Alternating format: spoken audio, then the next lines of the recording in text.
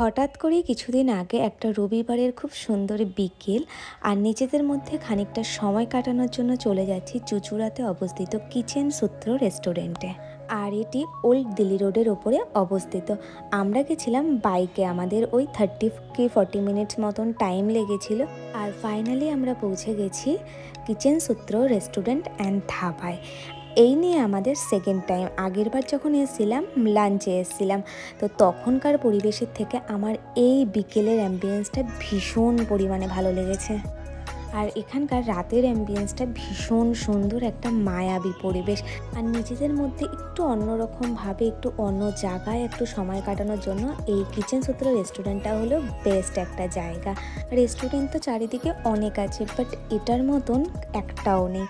আর এখানে আসলেই মনে হবে কি তোমরা কোথাও পাহাড়ে বেড়াতে এসছো, মানে এতটাই একটা আলাদা রিসর্ট টাইপের। বাচ্চাদেরও নিয়ে আসলে বাচ্চাদেরও সময় কাটানোর জন্য অনেক অনেক কিছু আছে, অনেক গেমস আছে। যখন আমরা আগের বার এসেছিলাম এত গেমসের এগুলো ছিল না, বাট এইবার দেখলাম অনেক কিছু করেছে।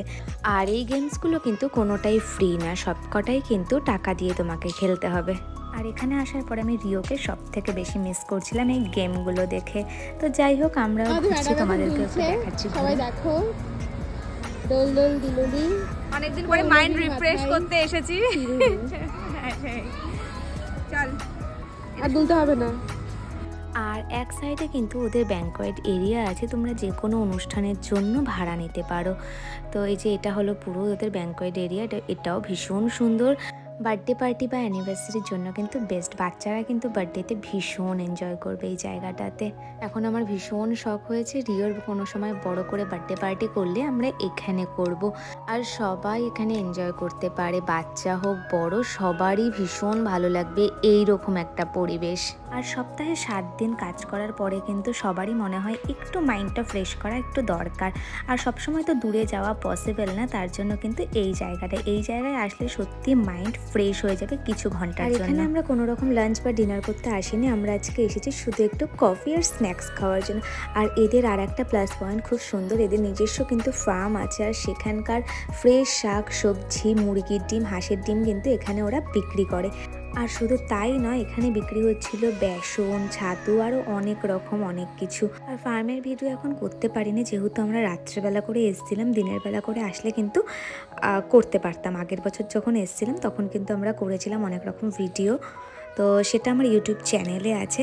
আর আজকে আমরা বাইরে বসেছিলাম, আগের বার যখন এসেছিলাম ভেতরে বসেছিলাম। এবার যেহেতু আমরা কফি খাওয়ার জন্য এসেছি, আমরা বসেছিলাম বাইরে। তো রেস্টুরেন্টের ব্যাপারে তো অনেক কিছু বললাম, এবার আসি খাবারের ব্যাপারে। আমরা অর্ডার করেছিলাম coffee, crispy baby corn, momo, French ফ্রাইজ। এখানকার খাবারের টেস্ট অসাধারণ, এক কথায় জাস্ট অসাধারণ, ভীষণ ভালো টেস্ট। এখানকার যাই খাবার খাই না কেন, আগের বারও যখন এসেছিলাম আমরা ফ্যামিলি নিয়ে এসেছিলাম, সবারই ভীষণ পছন্দ হয়েছে, সত্যি খাবার ভীষণ ভালো। তো এই যে সুন্দর এখানে ক্যান্ডেল লাইটের মতো ব্যবস্থাও রয়েছে, ছোট ছোট টেবিলের মধ্যে ইয়েলো লাইট জ্বলছে। আর এখানে আছে হলো বনফায়ারের ব্যবস্থা, যেটা শুধু বিকেলবেলার টাইমটাই কিন্তু হয়, সারাদিন কিন্তু হয় না, বিকেলবেলার সময়টাই হয়। বেশ অন্যরকম পরিবেশ, মনে হচ্ছে পাহাড়ের মধ্যে আছি, প্রচণ্ড ঠান্ডা, তার মধ্যে আমরা আগুন পোয়াচ্ছি। তো এখানে গেছিলাম আমি, শুভার্তি আর রিওর পাপা। তো এই তো আমরা এখানে প্রচণ্ড এনজয় করেছি। এখন আমরা চলে যাব হলো বাড়িতে। ভিডিওটা কেমন লাগলো অবশ্যই জানিও, ভালো লাগলে একটা লাইক করে দিও, কমেন্ট করে জানিও তোমাদের রেস্টুরেন্টটা কেমন লাগলো, আর কারা কারা রেস্টুরেন্টে গেছো অবশ্যই কিন্তু জানিও।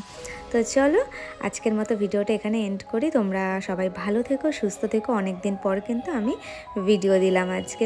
আর আমি ঠিক করেছি যখন এরকম কোথাও যাব কোনো নতুন জায়গায়, তখনই ভিডিও পোস্ট করব, কারণ ডেলি ব্লগ না আমার দ্বারা হচ্ছে না, অনেক চেষ্টার পরেও আমি করতে পারছি না।